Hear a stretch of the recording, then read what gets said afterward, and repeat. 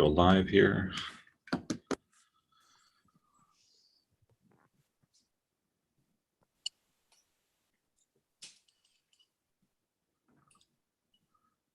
Okay, you're all set. Go live here.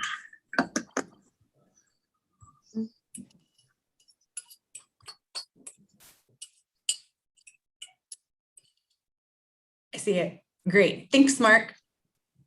So welcome, everyone. I'm Erica Palmer, Planning Manager for the City of Sherwood, and welcome to our TAC meeting number 3 for the Sherwood West project. I'm just going to go around our virtual room here really quick and just do some quick introductions. I'll just call your name and you can just let us know who you are representing today. So with that, I'm going to start with Joy. Hi, everyone. Joy Chang, Senior Planner with City of Sherwood. Bruce. Hi, I'm Bruce Coleman, Economic Development Manager with the City of Sherwood. Gabriella. Good afternoon, Gabriella Frask, Land Use Planner at McKenzie. Chief. Hi, Jeff Groth, Police Chief, Sherwood. Jessica. Hey everyone, Jessica Pels. I'm a senior planner in long-range planning at Washington County. Kate. Hi everyone, I'm Kate Hawkins. I'm a planner with the Oregon Department of Transportation, and today I'm filling in for Glenn Bolin, who's usually staffing these meetings. Michael. Mike. Is he still online? I think he put in the chat. I think he is on pause. So Ryan. Hi, everyone. I'm Ryan McKister, Director of Government Affairs and Policy at the Home Builders Association of Metro Portland. Tim. Hi, I'm Tim O'Brien, Metro Land Use Planning, and I will be the new Metro rep for this project from here on out. Rebecca and I have kind of switched roles in a couple things, so I'll be taking over for Rebecca's place. Thanks. Tom. Sorry, Tom, referring rescue. I have to jump off at 3 o'clock for another meeting, so. All right. Kira. Hi, Kira Haggard with Angelo Planning Group, part of the consultant team. And Joe. Hi, everybody. Joe Dills, Angelo Planning Group, consultant team, project manager. All right. I don't think I missed anybody. Michael Weston, I think. I think he's on the phone, but that's okay. So we have Mike Weston from King City. Did we just want to jump into the presentation?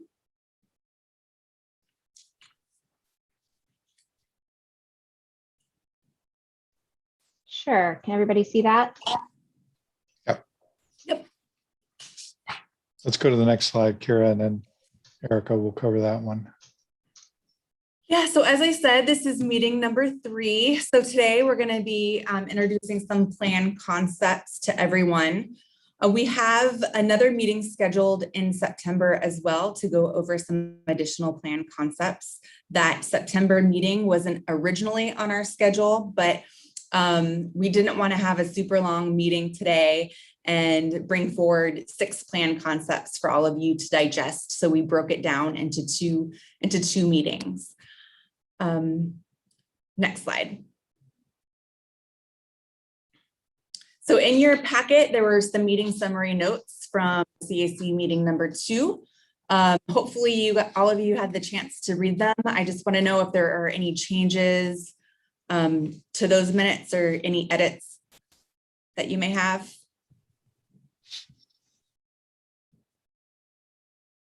All right, well, hearing none, I say we just move forward with the next slide.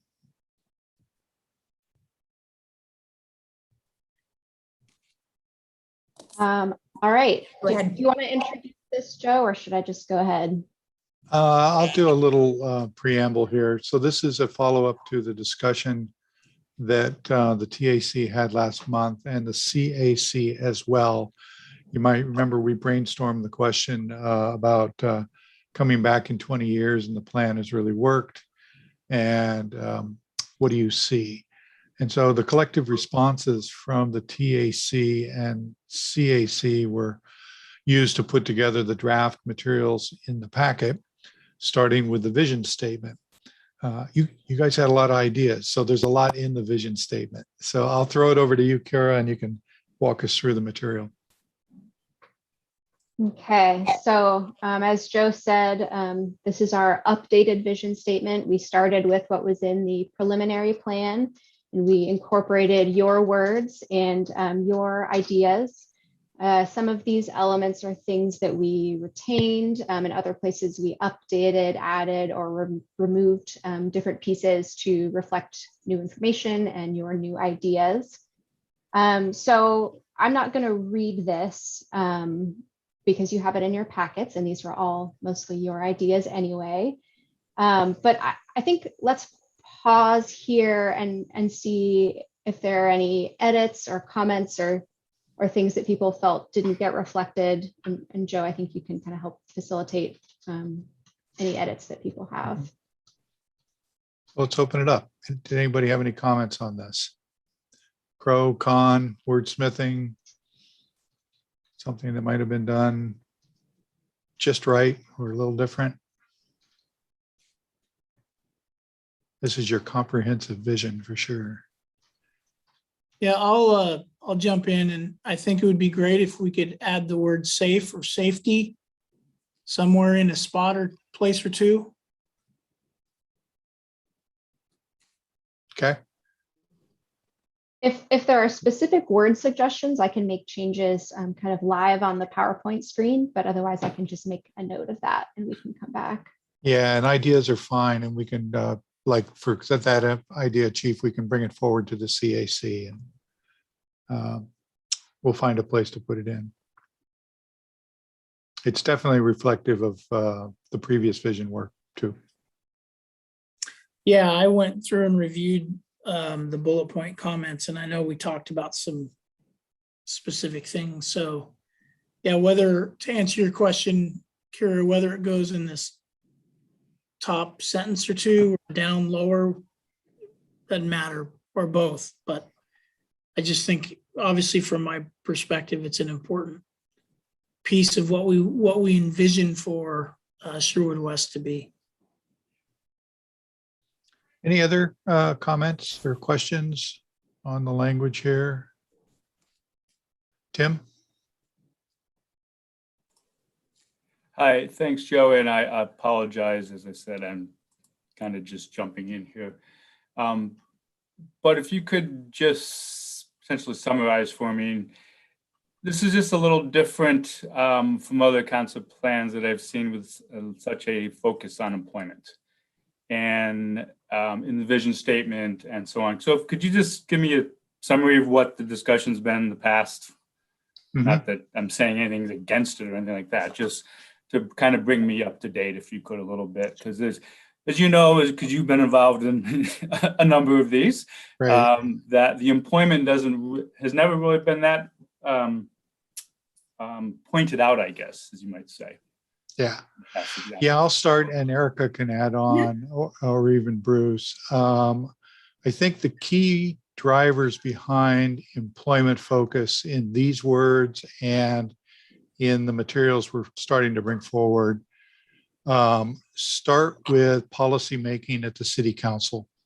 So the city council has prioritized trying to diversify the tax base of the city, to reduce out commuting to employment areas, and basically make a more complete city of jobs to housing. That's one driver.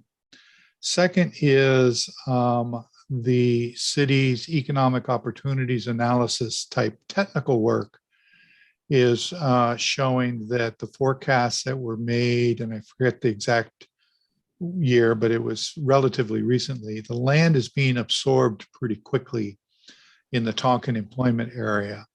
A lot of recent action there. So those are the two things that come to mind that we were studying and hearing coming into the process. Erica, what would you add to that?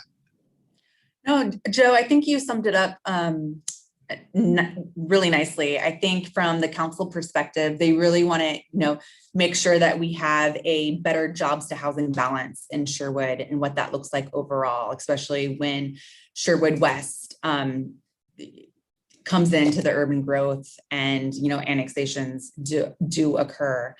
We would, the city and council, their top priority is making sure that Sherwood, we can continue providing our quality services that we provide to our community.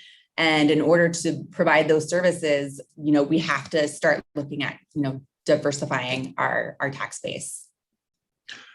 I'll add one more thing that sort of came out of the Leland work on this, and it was a sense going into it, was the collective expansion areas from Sherwood West to King City to River Terrace to Cooper Mountain is pretty rich in residential, some emerging commercial ideas, but the employment side of the spectrum is sort of an additional bit of thinking for that part of the regional boundary.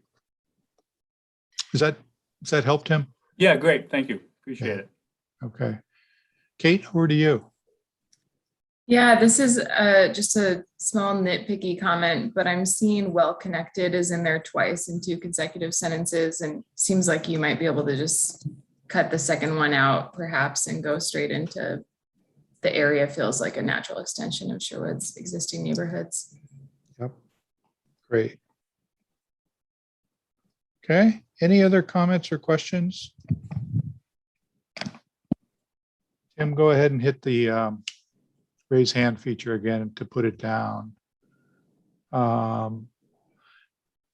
Okay, let's move on to the vision or to the guiding, the evaluation criteria, excuse me. And Kira, back to you. Give us a briefing on these.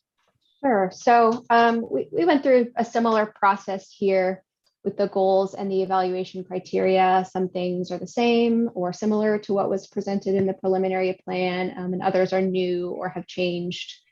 And just as a reminder, the purpose of these goals and evaluation criteria are to help us measure how successful this plan is or how successful it will be. And really, especially for the evaluation criteria, to help us evaluate the plan alternatives, which is something that we'll be doing later down the road in this process.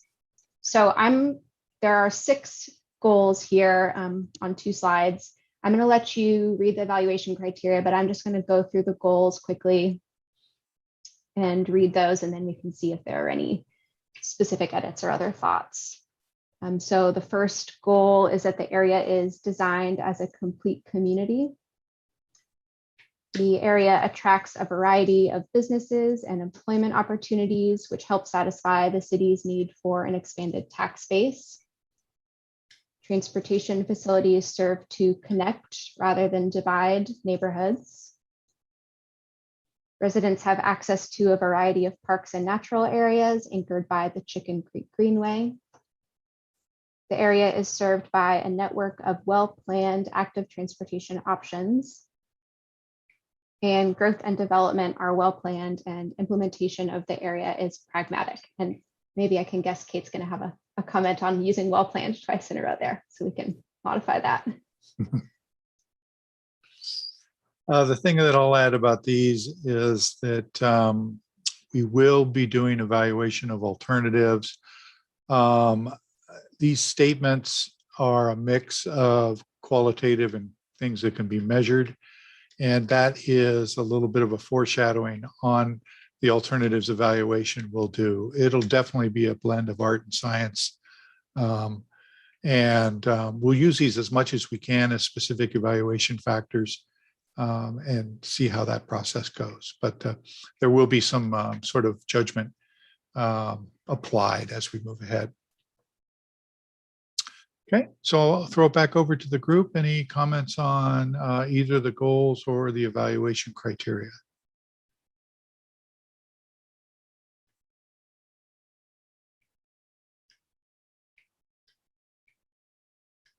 take a look at the well-connected editing.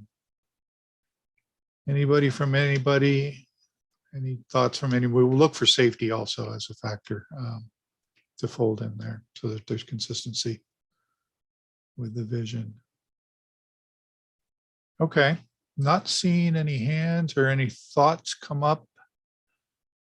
So the role of the TAC is advisory. And so we'll bring this forward to the CAC tonight and ask them for consensus approval. They may have some additional edits, obviously, but we'll report what we just talked about and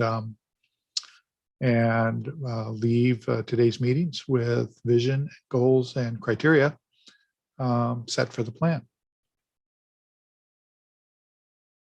Okay, let's move on. Next agenda item. So I'll start. Kira and I are going to kind of share the presentation here, but the first ones to talk about is sort of the overview of the plan concept. So if we go to the next slide, please. The plan concepts, as many of you know and have worked with, are basically the layers of the plan, and that's why the diagram over on the right. They are all founded on, in our case, the vision and goals, and then go up through every layer of the plan, infrastructure, parks, affordable housing, up to transportation, and so on, which are, of course, all integrated as we go. But this is the way that we simplify and organize the layers of the plan and ask folks to provide us input into them. So if we go to the next slide, the 6 topic areas that we're suggesting for Sherwood West are listed here. The top 3 are part of today's agenda: mixed employment areas, green spaces, and active transportation. And then we'll move on to the other 3: neighborhoods, streets, and Elwart Road as a specific thing to focus in on at the September meeting. So first topic is mixed employment. Let's go to that slide. And next one, please.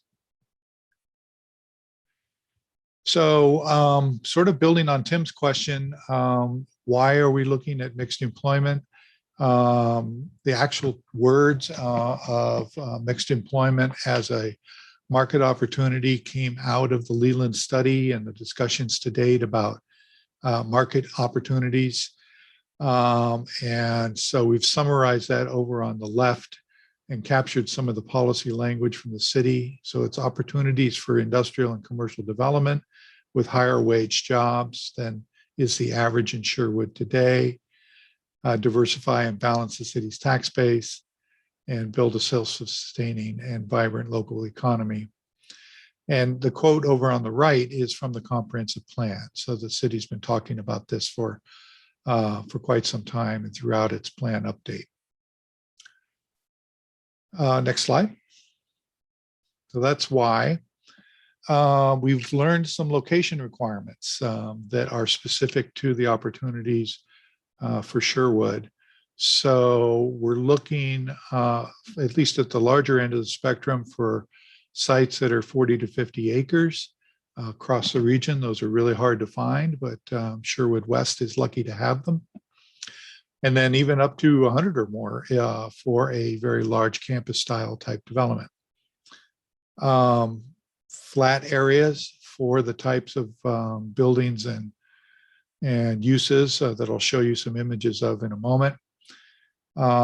And flat means less than 3 to 5% slopes. I want you to keep that number in mind because I'm going to show you a map in a moment. And I think the refinement of our mapping will zero in on where are the flat areas and where are the slightly sloped areas and how can they work together for employment. Single ownerships, access to major transportation is a given. And then if for the commercial end of the spectrum, good visibility, Highway 99 being the top visibility corridor that we have within our study area. So let's go to the next slide. The types of mixed employment, and again, I'm sort of building off of the Leland work that we discussed last time. In terms of building types, they are building types that are at the larger end of the spectrum. Single or maybe two-story, larger in footprint. Some of the newer buildings that are being built in the Tualatin Sherwood corridor are 100,000 square feet or more. And for the flex space and types of warehousing types of things, those are very important to the type of marketing and tenant recruitment that are being done for those users. So we have some images of what those buildings might look like in a quality industrial setting. And Sherwood definitely has quality standards in its code and an expectation that this kind of development looks good. And so the types of use categories are bulleted over on the left. Multi-tenant flex space, tenant flex space, tech, office, and I would put a footnote on office that it is a fast changing part of the market in the post-COVID world. Healthcare, to the extent that it can cluster and find its niche. Wine-related uses, and I'd maybe generalize that more to visitor-related uses, but definitely within this part of the two-county area, tapping into the wine industry as much as we can, and then light industrial and light manufacturing. One more footnote on these types of uses, especially the multi-tenant flex space and tech clusters. If you look back over the last 20 or 30 years of this type of development in the Portland area, and it's not unique to Portland, these types of buildings are flexible over time.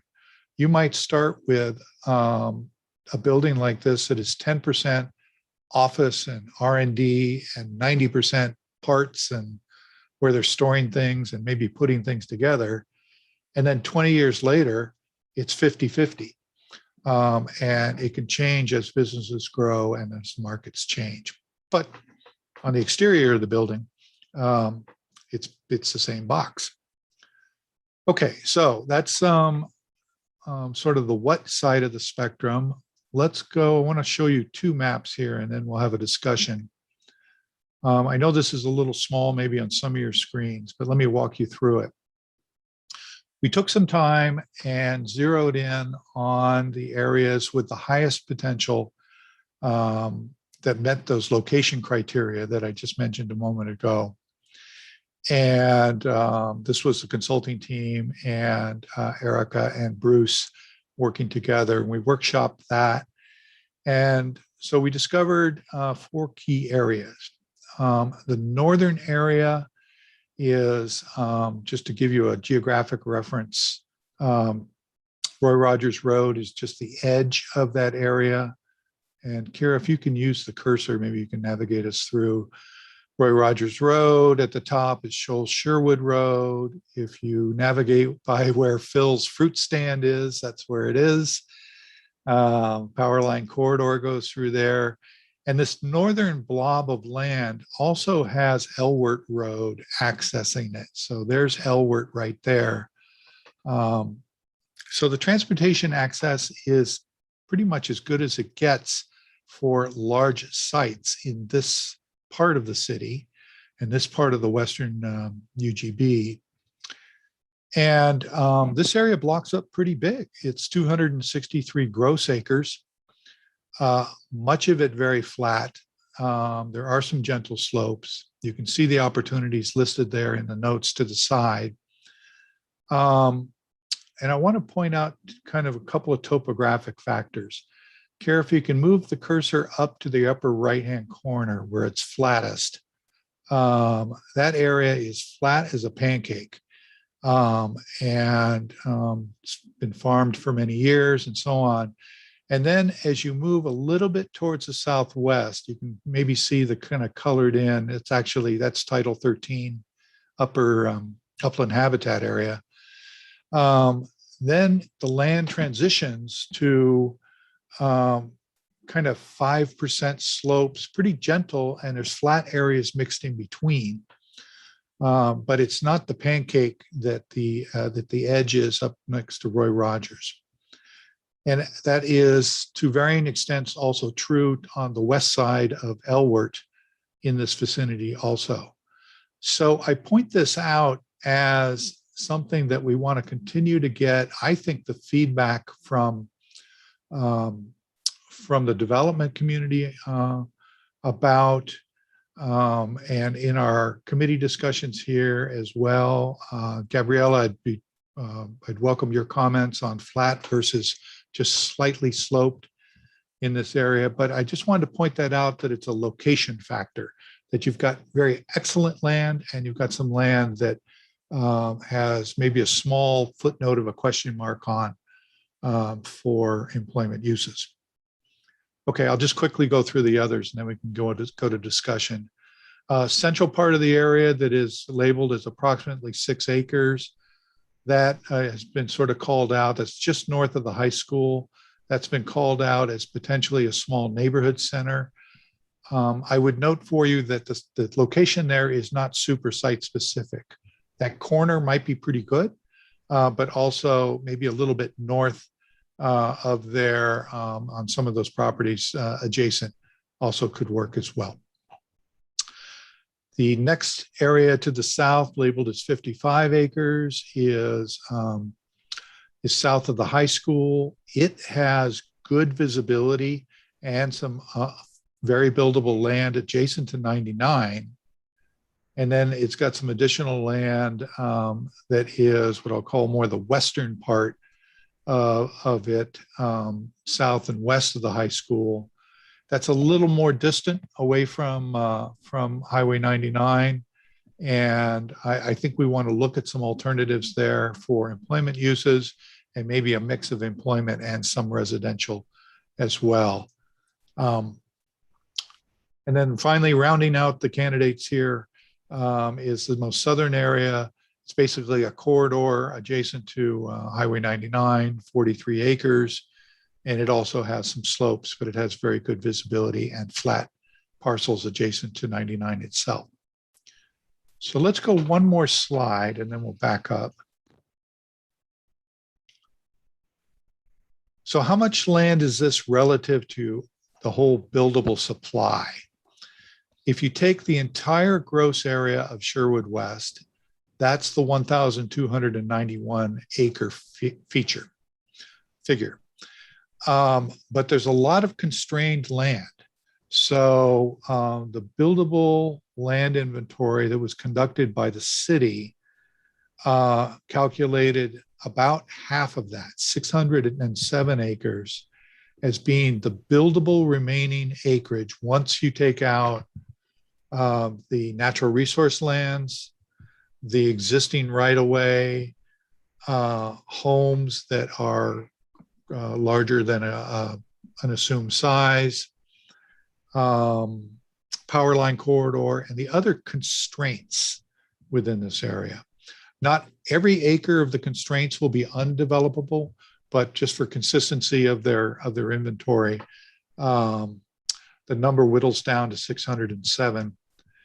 And so this set of buildable opportunities, we've also gone through the same math, and it totals to about 200 acres. So I just wanted to give you that context that if, let's just assume for discussion that we're right, that there's about 600 acres of buildable in the whole study area, we're looking at about a third of that as employment type choices, okay? By the way, the existing school, the existing high school and so on gets taken out in this type of inventory work, okay? So let's back up. Thank you for hanging with the descriptions there. Let's start with pros and cons of each study area. So I'll open it up to feedback on pros or cons on the northern area from anybody.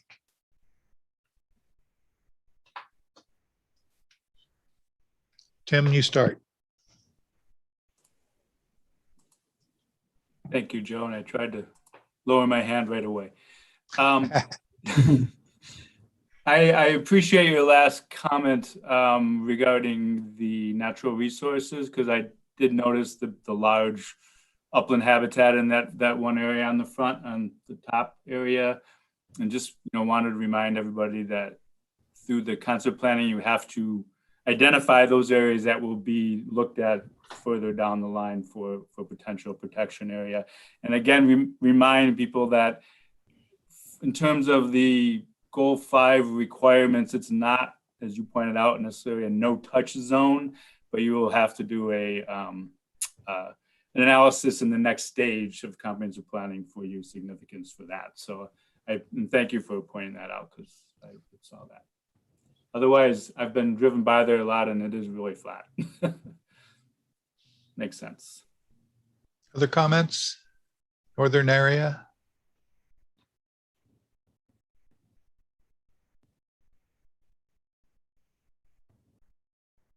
Bruce was a strong advocate for blocking up land in this area. Bruce, I think your instincts were on target. And again, we might be in the refinement mode as we move ahead. But You got it. I think that over the next, who knows exactly, 5-6 years, the Tonkin area and what I call Sherwood East, which is the sort of the extension area of Sherwood coming out of Tualatin's industrial area, I think that's going to probably have something like, and it's a hard number to be sure of, but maybe 1.8 or more million square feet of new industrial space in that area. And again, 5 years, who's to say for sure? But I think we're going to be running out of viable, realistic employment land in Sherwood. And so therefore, I definitely, as the economic development manager, is obviously the advocate of encouraging as much employment land as we can, so that we can better balance our economy and create a better job base, and particularly with 17,000 or whatever the exact number is of housing units eventually coming on north on the Roy Rogers corridor from Beaverton south to King City. It seems as if we're building in a nearby potential reverse commute zone or commute belt, in a sense, for technology companies as we get increasingly physically closer to Beaverton and Hillsborough with the widening of Roy Rogers. So yes. anybody else, pros or con or questions about the northern area? Jessica, I'll just sort of foreshadow one that we'll be thinking about probably like a month or two down the road. But the practical question would be, is there an access from Roy Rogers that could be made into this area? And my kind of quick scaling of it initially is that it might be 1,000 or 1,500 feet south of that existing intersection at the northeast corner. And we certainly don't need to answer that now, but just as something that'll be one of our questions as we move ahead.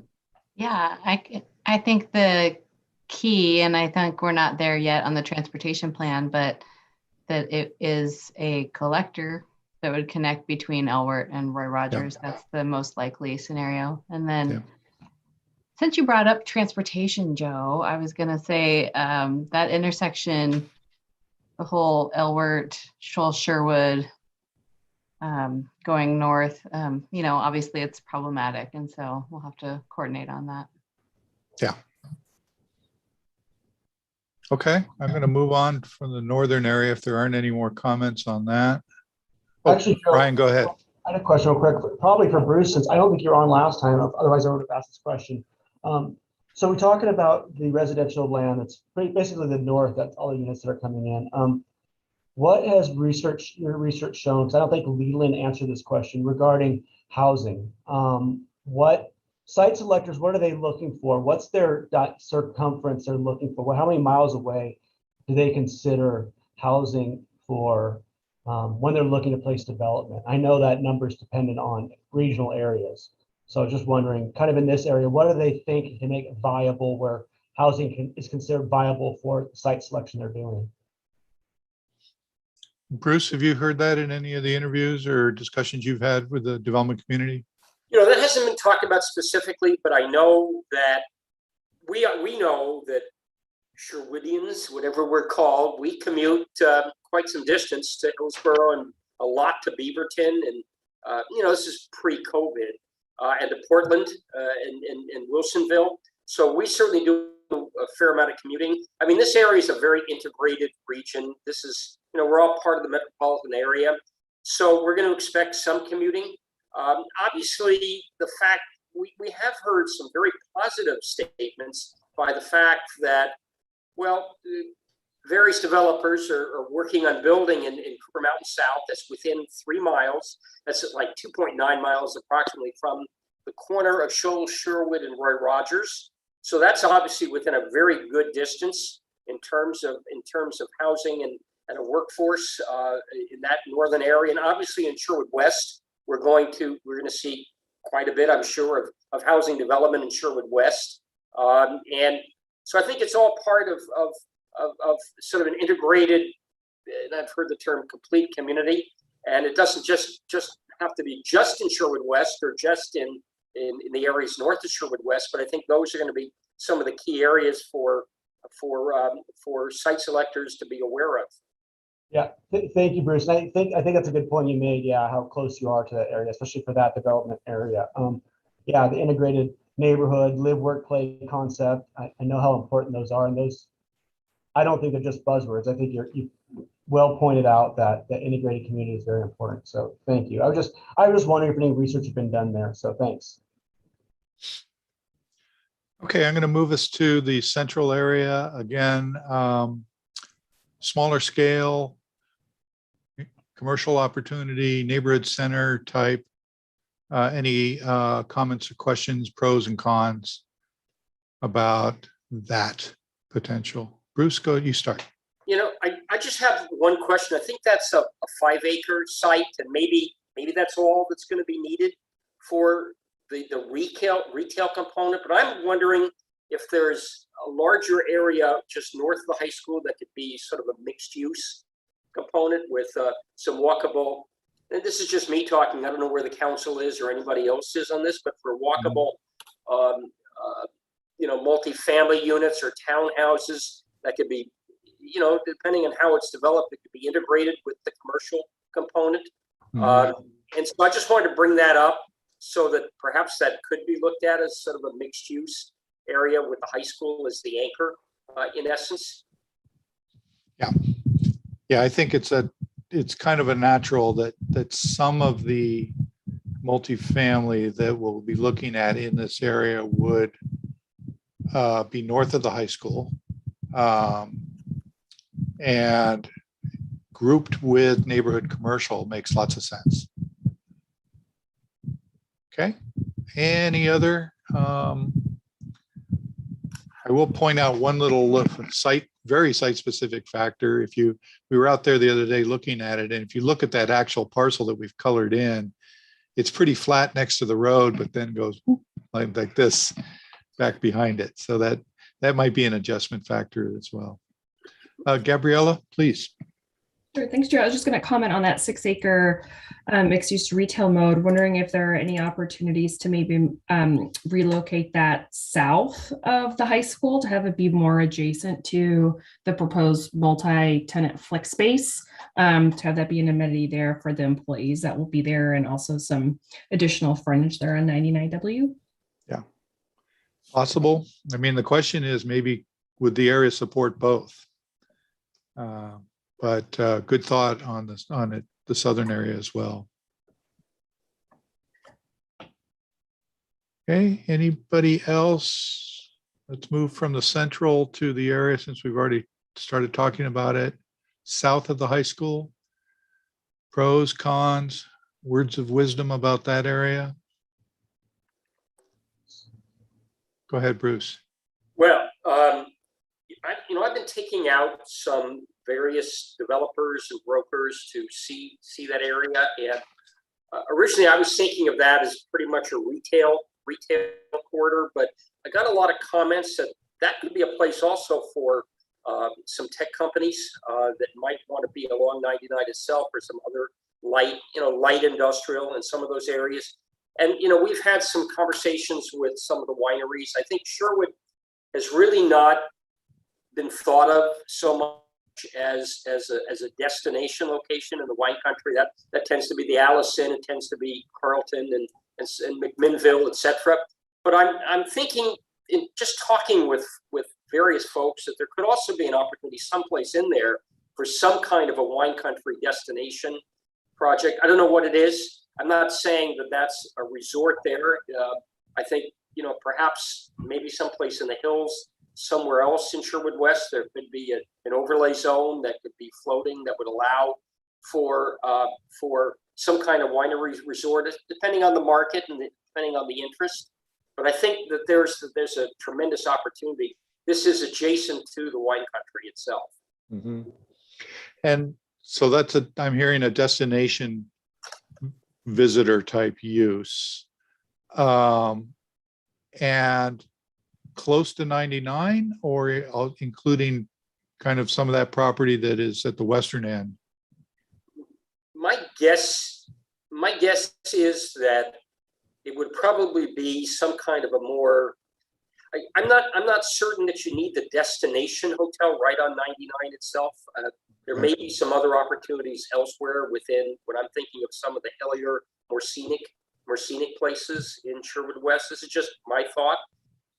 But maybe there's a hotel, some kind of a hotel opportunity and restaurant opportunity. Maybe there's some other kind of destination retail that has a sort of a winery theme or a wine focus along 99 itself. I mean, we don't know yet, but I think there needs to be some flexibility in terms of how we look at some of these areas along 99. But I think it also could be a place, and maybe others have different perspectives on it, but for even some tech companies to locate along 99W. I know it looks like the edge right now, the metropolitan area, but it's not going to be forever. Okay. All right. So Joe, go ahead, Ryan. sorry, I can't find my stupid raise my hand button. I keep missing it. I thought That's it was okay. This works too. I'll just shake their hands. So remind me, I'm thinking of the space for Sherwood, stuff like the south side there. That on Kruger Road, doesn't the high school property run all the way up to that? Isn't that like the ball fields and stuff run up to that road? Or is there a gap in there I'm missing of developable land? So the school's property, Kira is outlining it right now. It does go, its south boundary is Kruger. Okay, that's what I thought. Yeah, because you got all that space there. You got the backside, you have like the parking lot and the fire lane, and then okay. Yep. So I mean, 99 makes sense for some type of maybe mixed use retail, whatever the case may be. But wouldn't you want to basically surround the school with, especially if you're going to try to achieve affordable housing? Isn't that the prime spot for housing? You want to, you mitigate transportation issues with buses and things like that, and you make it more walkable. I think, bringing this high school, this is just a thought, especially when you're talking about affordable housing or multifamily, making a walkable commute seems to make sense. But obviously you don't want to give up that space along 99. I don't think Bruce mentioned it, but I think could go without saying, there's value for economic development along that route. The other concern, and I appreciate Bruce's aspirational, the hotel and stuff. I thought Leland kind of said that they didn't really see economic data pointing towards that. But I like the concept. I was just wondering, kind of coming out of Leland's conversation, if we see something there, if it's more aspirational, or maybe, Bruce he's a professional in economic development, so maybe he has a little more info than that report provided us. Well, people are talking a little bit. I think it's very early to be talking much about hotels, is my guess. But we've had some expressions of interest in another hotel in Sherwood. At some point, obviously the one that we've got has to be successful, and we want that to happen. But at the same time, I think there will probably be some more opportunities, and I would think 99 Corridor is probably going to be a place for that. In addition, there were some discussions with the new ownership of the Ponzi Winery, which is now owned by Champagne Bollinger. When their CEO came and our mayor talked with him about opportunities for boutique hotels. Now, whether 99W is the place for that, I don't know at this stage. but there's certainly interest expressed by council in at some point in some boutique hotel opportunity, and maybe that includes some white tablecloth restaurants and other. We have a lot of fast food in Sherwood, but I think there's a real desire, and there's nothing wrong with that, but there's a real desire for some alternative options too, is what I hear. Yeah, this is just conceptually sort of throwing conceptual around, and obviously I'm an advocate for housing, but you know that what you're describing for mixed use or retail or even hotel or something, that definitely that provides a good buffer with retail, with residential a lot of times, right? If you're gonna move into commercial or more tech or something that's would be a little bit a harder case use of, you know, business, right? When you're thinking along those lines, that's the softer business use of, you know, tourism and stuff like that. I was exposed to Sherwood for the first time a couple months ago driving around, and it reminded me of my high school that was surrounded by residential that worked out really well. And then there's another high school in my town that had a lot of commercial around it and caused problems sometimes. But yeah, that just sounds like a great concept. Let's go to Jessica and then Erica. Thanks. I've got two questions. One is, my understanding is that the Sherwood High School is not sized to absorb students from this new area. So I guess the question is, can they expand on that existing parcel, or are they going to need more space outside of that existing parcel that they own? And then my second question, I think, is more for Erica on whatever happened with the Brookman Road. What's the resolution of Brookman at 99 and Chapman, and how that will all play in, and then with the additional north-south collector plan through there to come down and connect through the whole area. Erica, you're a good answerer for both those. So in whatever order you want, size of the expansion on the high school and then Brookman Chapman. So Jessica, the size of the high school, that's a great question. We are setting up a meeting to discuss issues with the school districts sometime here in the next couple of weeks to talk about, you know, projections for students in this area. So I think we're going to have better information, you know, in the future, and kind of asking them those questions. If you need to expand, you know, is there enough room to expand on site? Where are you looking in Sherwood West for additional school sites or expansion areas? I think that's going to be very important. The second question in regards to Brookman, that's why I had my hand raised. I don't want folks to forget, we have the Brookman concept plan just across the way there along Highway 99. And there are some planned light industrial and some office commercial uses fronting Highway 99. It's not shown on this map, but it's definitely there. And as far as future connections go, Brookman is planned to keep the alignment at Brookman Road. So there will be a future signal at Brookman and Chapman. Yeah, so that'll be a direct east-west connection that can be made there.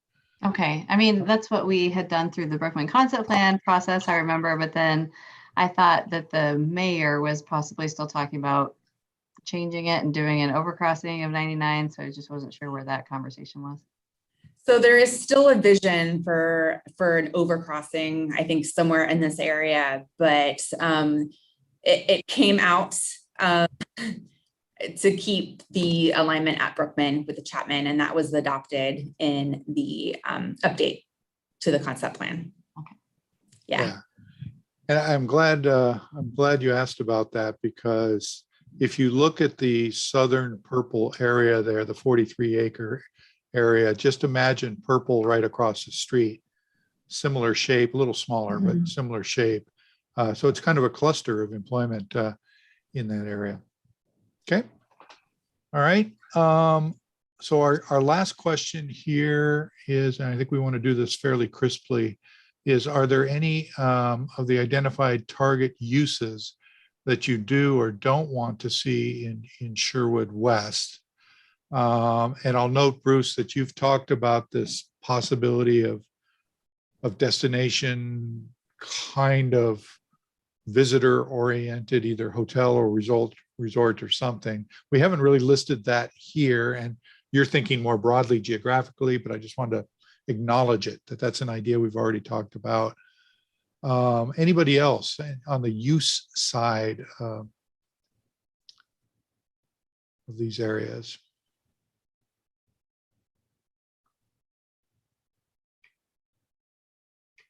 Not seeing any hands or.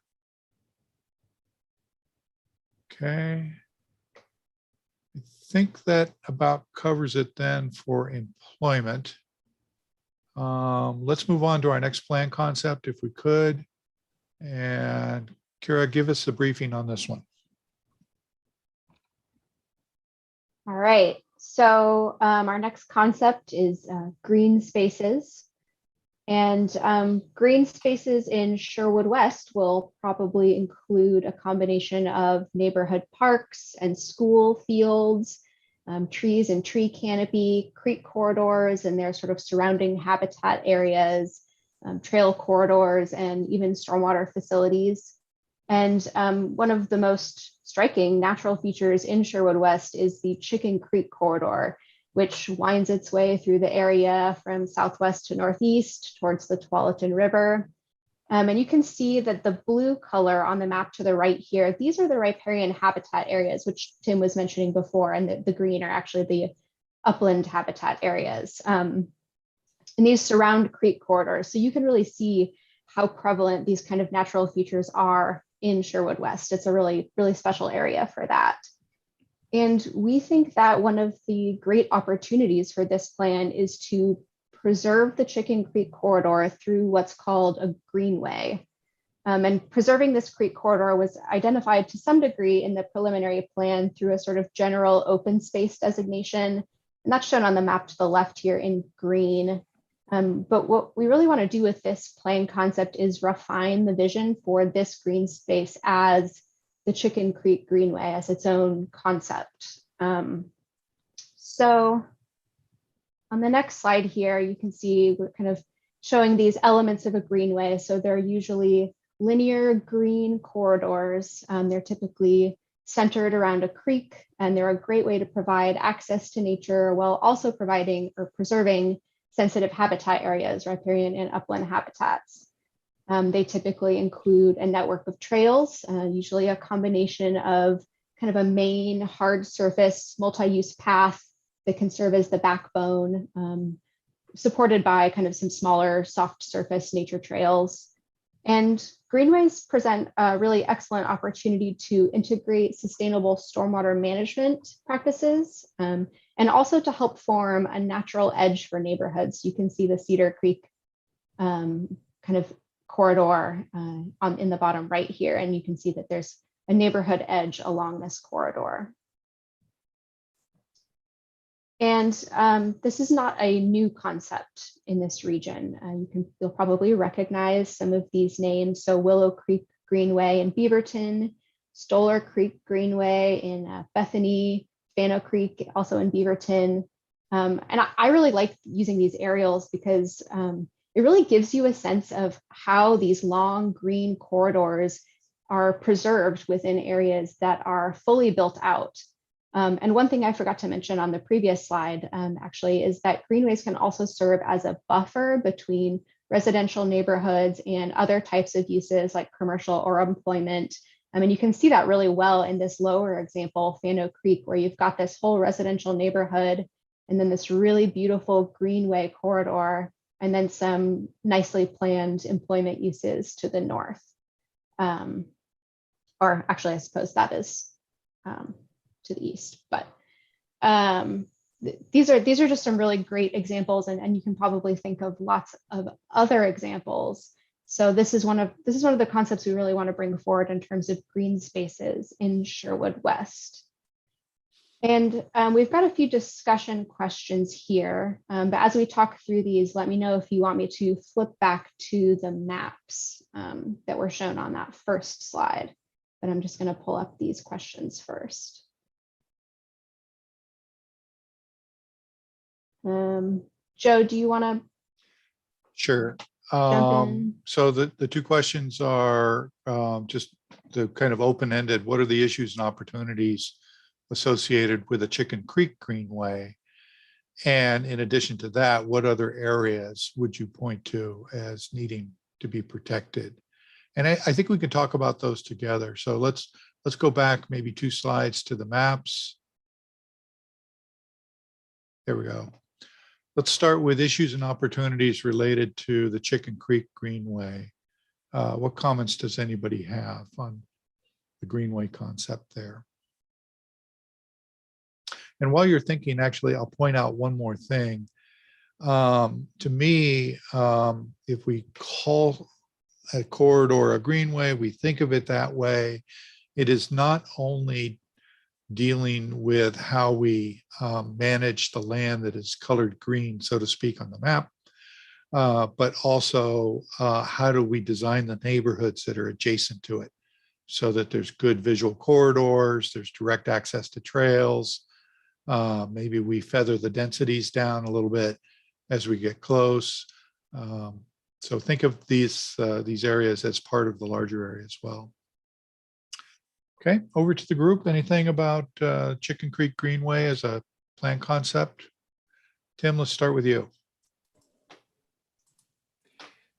Thanks, Joe. I think it's a great, obviously it's a great idea there for the connections and all that you point out, but I also think it'd be really important just to point out the wildlife corridor connection that would go through there in the material, because obviously from the wildlife refuge out to the rural area.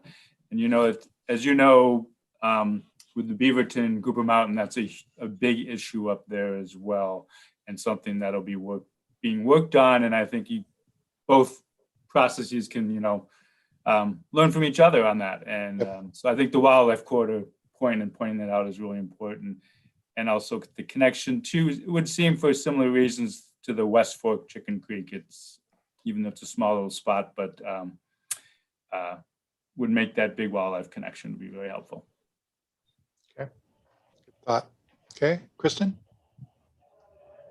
Hi, I just wanted to mention that for an opportunity that the city just recently purchased a piece of property right where Roy Rogers and the Greenway Chicken Creek is meeting up there.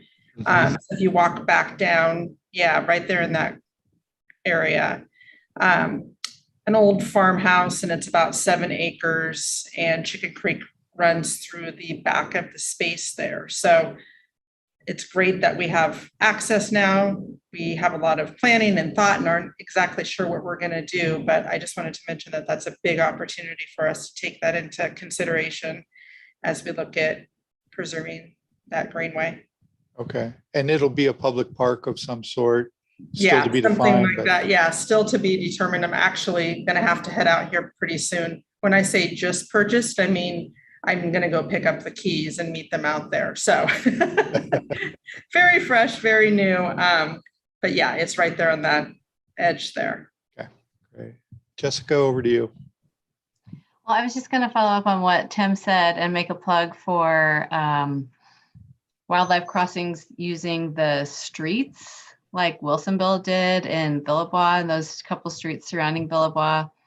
I went to a tour there once, and they have a natural resources manager named Carrie Rappel, and it was fascinating. And they planned the culvert, the big box culvert, and they did a whole bunch of other things to accommodate wildlife crossings through there. So I think it can be done, and especially on Elwart, where it seems like the road is already sort of sliding toward the greenway, then I know there's a lot of improvements to be done there. Okay, good thought. Anything else on issues and opportunities for Chicken Creek Greenway? Joe, if I could just ask, do you guys have a walking path kind of going, it looks like to the east of Roy Rogers, kind of going east-west, and then it looks to me like from the aerial, like it's following the Bonneville power lines. But when I look at this map that you guys have up, the Chicken Creek Greenway map, those transmission lines are going a different direction than what I kind of see from the aerial, maybe. There, it looks like there's 2 Bonneville lines going like this. And it crosses like Sealy Lane and goes kind of across Green Heron Drive and then to Roy Rogers, and it looks like you guys have a little walking path on that.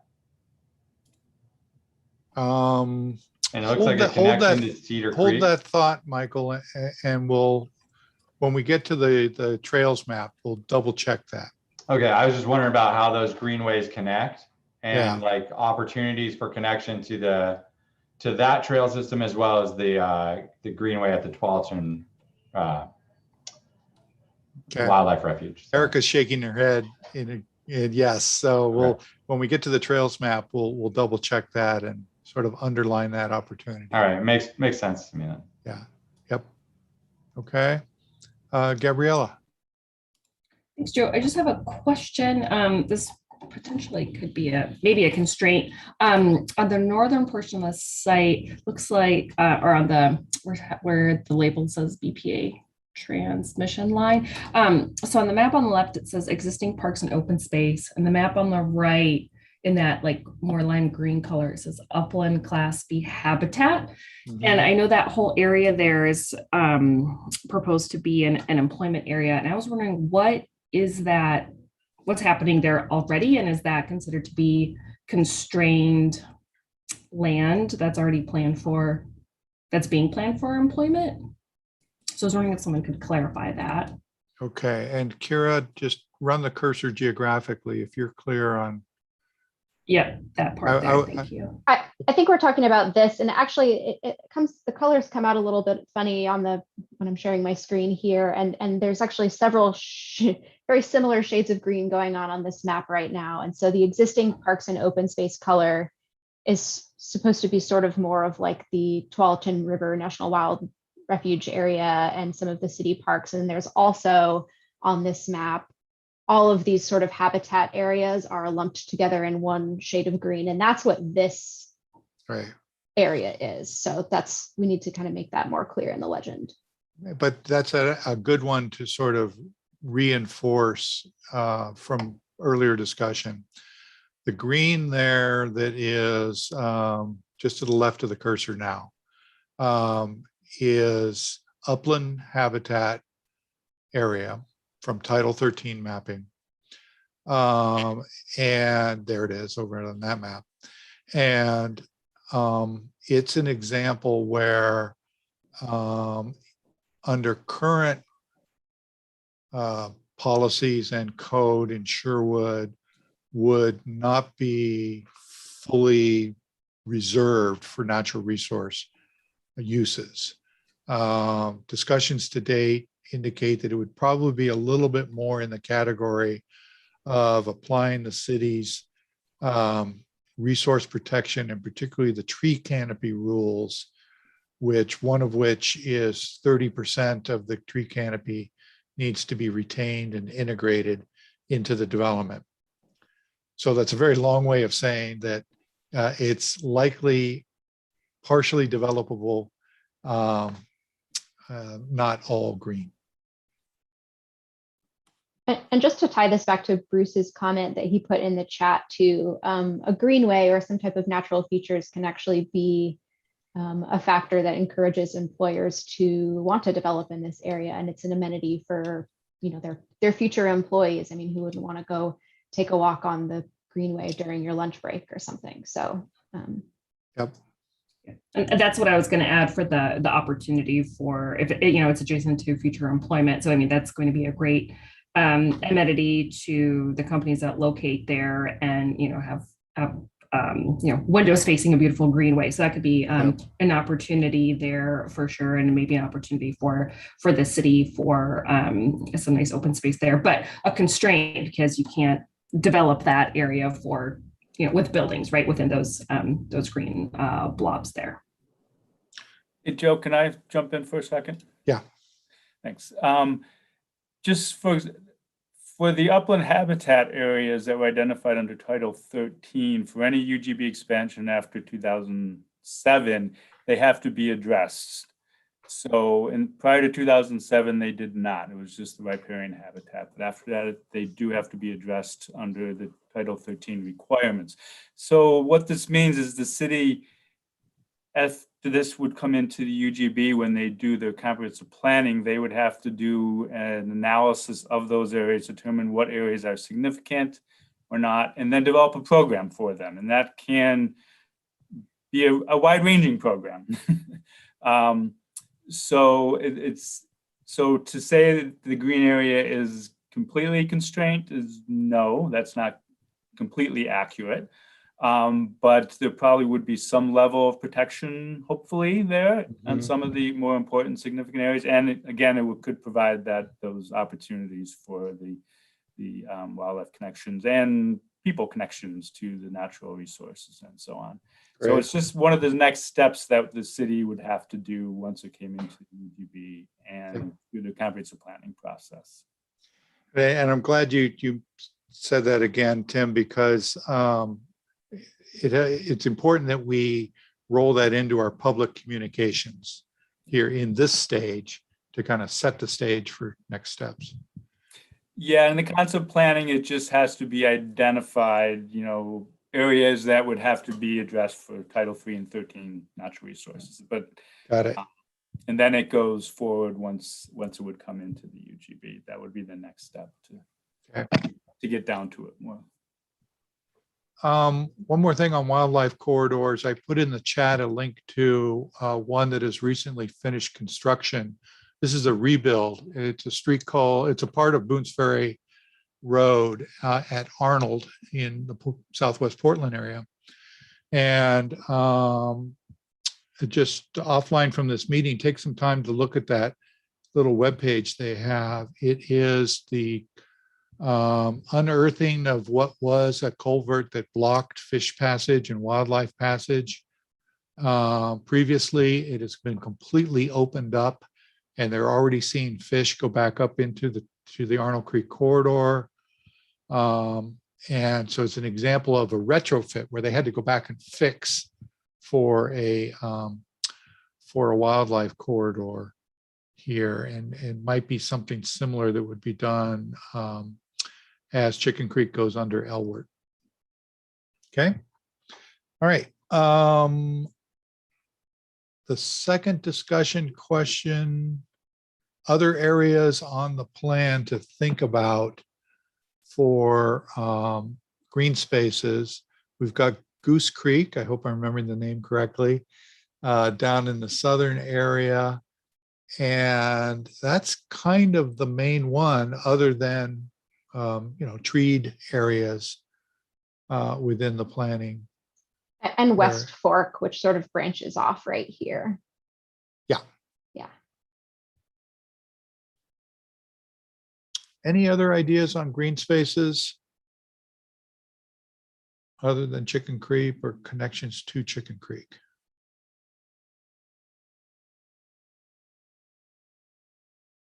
Okay. This is a good prelude to our next plan concept because we've started thinking about trails. So let's go to the next one and talk about active transportation.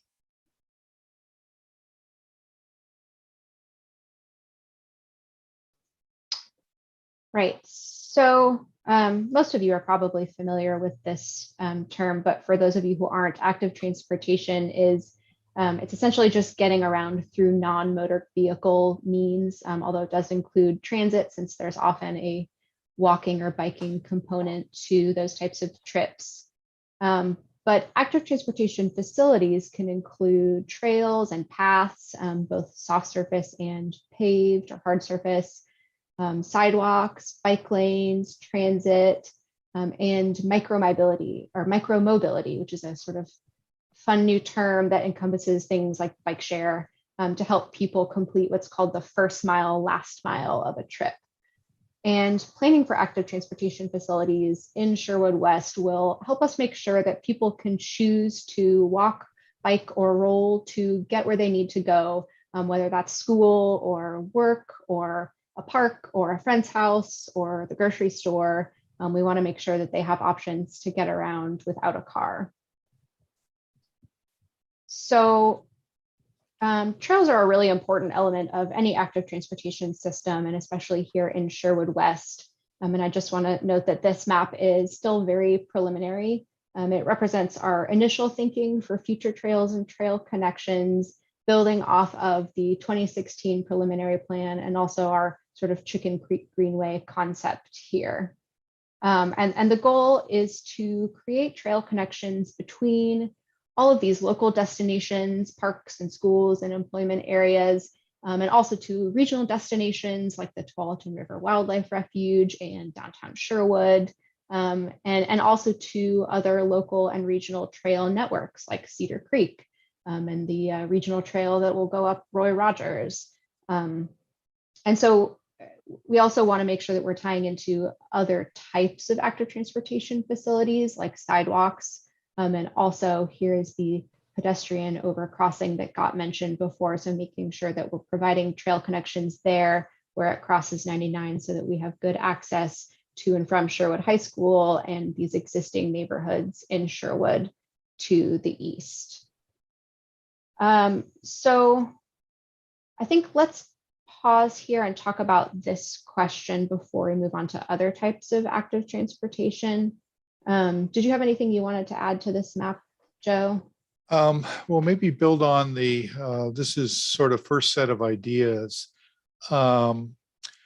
Just in early discussions, we're pretty excited about the possibility of the trail that would be on the south side of the Greenway. So it's a little thicker line. Here we've labeled it as a regional trail. I think we've got some more detailed thinking to do about that. But if you take it from our west boundary to Elwert intersection, that looks like a pretty cool continuous edge of those neighborhoods. Then when you get to the intersection of Elwert and Edie, there's probably some options to think about because it might be, there's a lobe of land there in the northeast corner. It has the words Chicken Creek Greenway over part of it, over that little triangle of land there.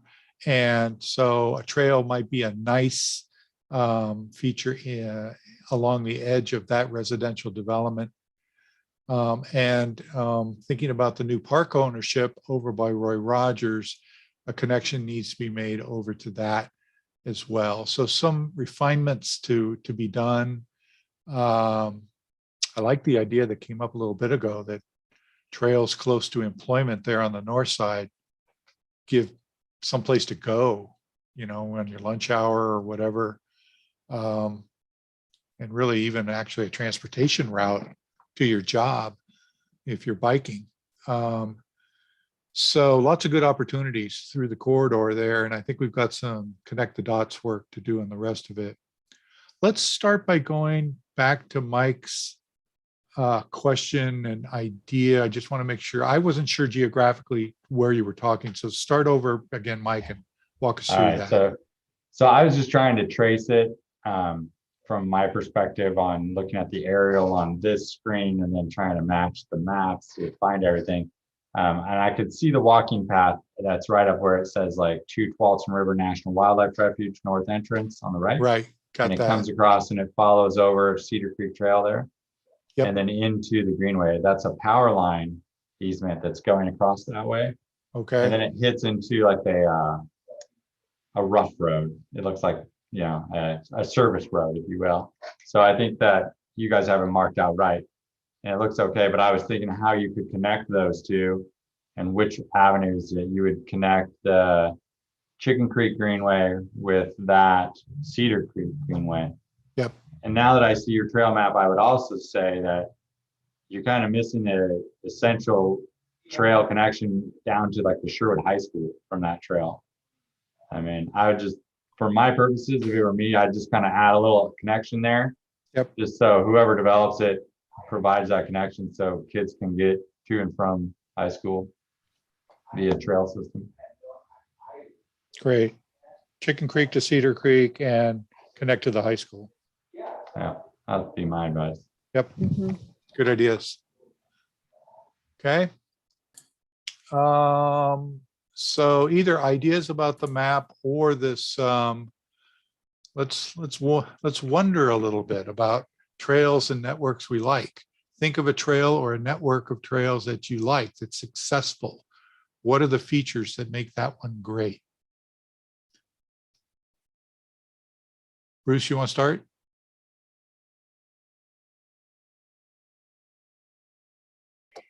Yeah, you know, I like the Tualatin River Trail a lot. I like the art and the explanations, the educational features in that trail. When my grandkids come to visit from the east, they can learn about the Missoula floods, and I like the way that was done to a large extent. And you're talking about the one that is It's kind of behind more, the Center Cal project. yeah, Tualatin. yep, I know where it is. Okay. Eugene has a really good one too, like along the waterfront, where they have the little planets, and each one's like that's special, like it's all like all sized accordingly, and so you can ride the whole stream, the whole river along there, and you can see the different size orbs as you get there. Kira, you've logged a bunch of miles along that, right? Okay. Yep, that used to be part of my commute. Other ideas of successful trail corridors that we can learn from?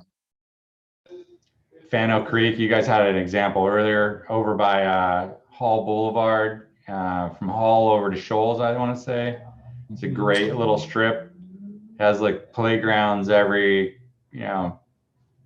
500-600. I'd say it's a playground every quarter mile or so, maybe further, but. And the houses back into it in some area there. I don't know what area that was, but it's really nicely integrated. Yeah, it is. So that's an interesting idea, because again, in this area, south side of the Chicken Creek corridor, north of the high school, there's going to be a neighborhood park or two in that area. So maybe, maybe the neighborhood park every half mile or something could play out there.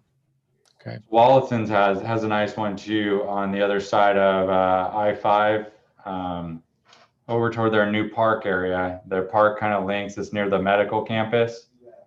There's a trail that follows actually I want to say the north side of 205, and then it backs into their park facility that they have over there. And I'm trying to remember exactly which one it is, but I can't recall at this moment.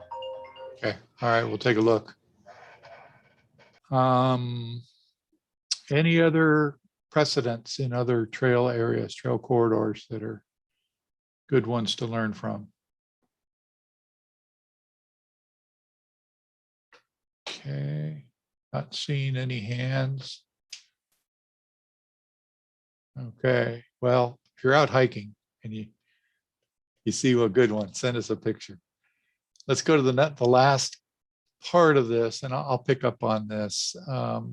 So our active transportation is thinking about transit as well. The orange lines on this map are from the city's TSP. So the city's already done some thinking about how future bus service might connect to this area. And this frankly could be updated through the work we're talking about if there's a sort of employment destinations to the north. But Elwert is clearly an important north-south street that is an opportunity for some transit-oriented housing and maybe other uses along it. Bike share is, of course, a little more footloose kind of locational kind of transportation mode. But let's just open it up to your ideas about issues and opportunities associated with future transit to this area and micromobility.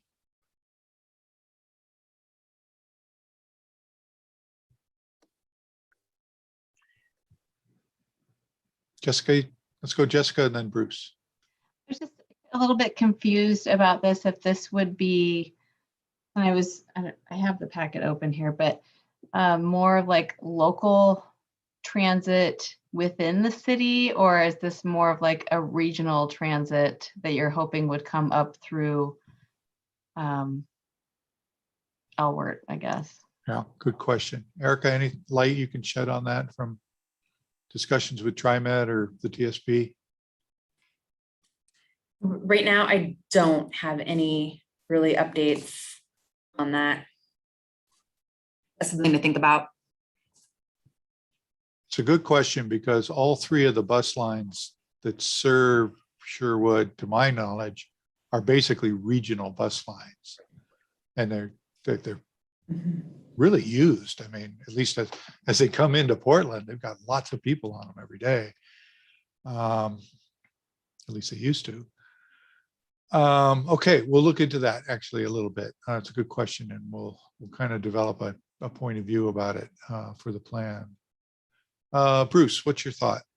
And, you know, you already mentioned, I think, in North Sherwood West, that sounds funny, I'm not used to saying that, but the need for transit connections, I think, up there, and possibly then going to the north along the Roy Rogers Corridor.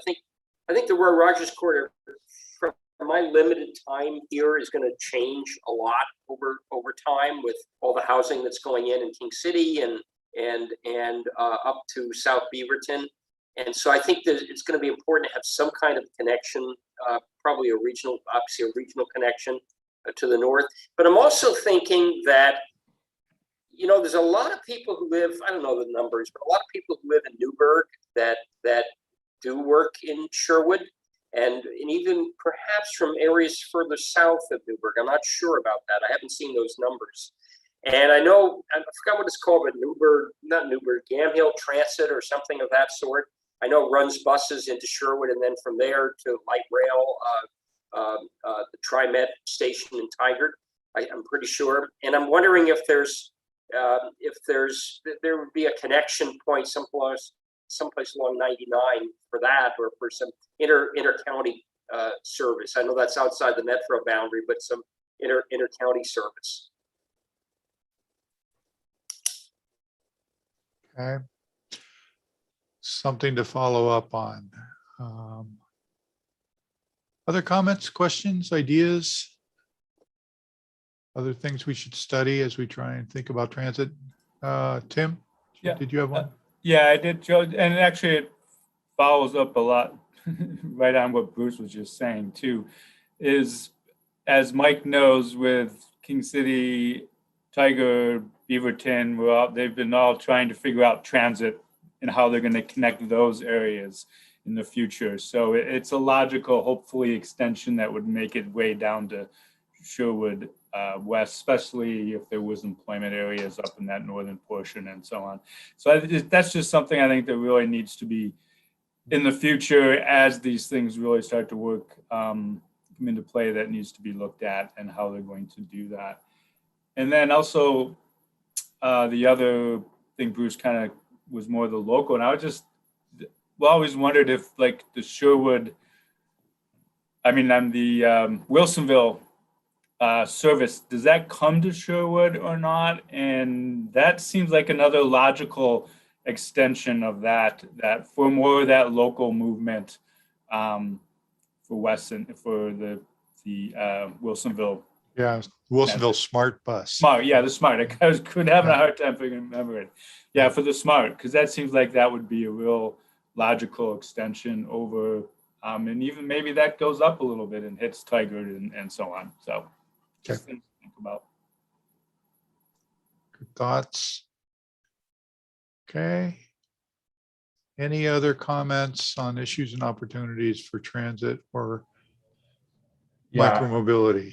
I was just going to echo Tim. I put a statement there in the chat as well. It's just, Roy Rogers seems like a likely inner city connection for transit.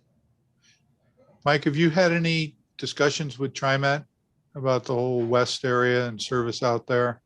We have, and the bottom line for them is it's service oriented, so they're not going to extend a line until the service is necessary.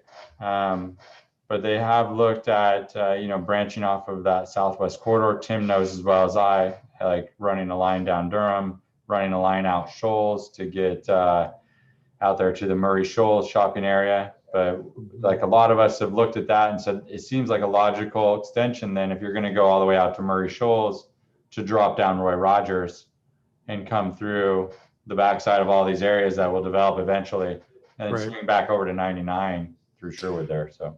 Yeah, and that last idea you mentioned is the extension of the 56 west that would go all the way to Mountain View High School, actually. Yes, yep. You got it. Okay. Still on the boards, but that's how the discussion is. Right. So Okay. Going once, going twice. Great ideas. Thank you, everybody. That is it for the plan concept agenda items. I think that gets us to next steps. Erica, did you want to share public comment that we received written? There was one written to the CAC. Yeah, there was one public comment that I can definitely share with the TAC. I can send it out. It was from Metropolitan Land Group, and basically their support for a urban growth boundary expansion asked to Metro by the deadline date of this year, which is December 13th. So I'll just send that out to the TAC so they can review it. And it's already been sent out to the CAC for their review this evening, and then I'll definitely read it into the record. Okay. So that's that. Next steps at our end of the team, we'll be working on the next 3 plan concepts. These were a warm up. They get a little harder from here. And thinking about the street layout and Elwert's design, and also neighborhood form and the land uses for the area. But that will be the focus of your agenda in September. And that date is September 8th for that meeting. And that's all I have. Erica, any next steps or informational items for everybody? Not off the top of my head. I hope everyone comes back on, September 8th, I believe. Okay. Any others kind of notices of things that are related to this part of the region, or we need planning projects we can quickly share before we sign off? Okay. All right. Then we were very efficient with our time for this meeting. And unless there's anything else, we'll call it a wrap. We are adjourned, and see you next meeting. Okay. Thanks, everybody. Thanks, guys. Take care.